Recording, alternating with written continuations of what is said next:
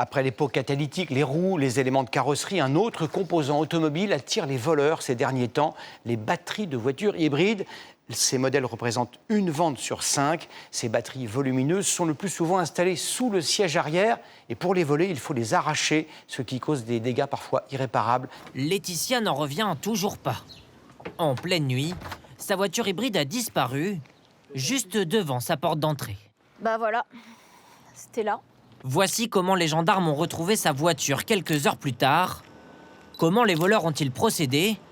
Grâce à un boîtier de piratage comme celui-ci, ils ont pu démarrer son véhicule pour le cacher dans un bois à l'abri des regards et dérober sa batterie avant de le laisser sur place. Déjà, on se fait voler et en plus, il faut payer la franchise.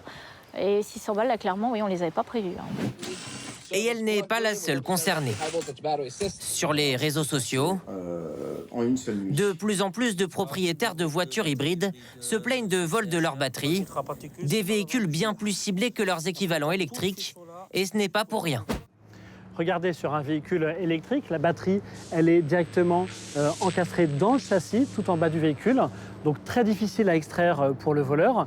Et puis elle pèse très lourd aussi, plusieurs centaines de kilos.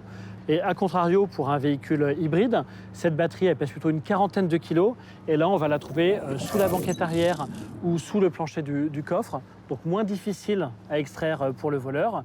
Moins difficile à extraire, car plus facile à démonter. Pourquoi ces véhicules ne sont-ils pas mieux protégés? Les principaux constructeurs automobiles n'ont pas souhaité nous répondre dans le détail, mais l'un d'entre eux nous assure prendre le sujet très au sérieux. Nous travaillons avec les forces de l'ordre pour mieux sécuriser nos véhicules, mais nous ne pouvons pas en dire plus pour ne pas aiguiller les voleurs.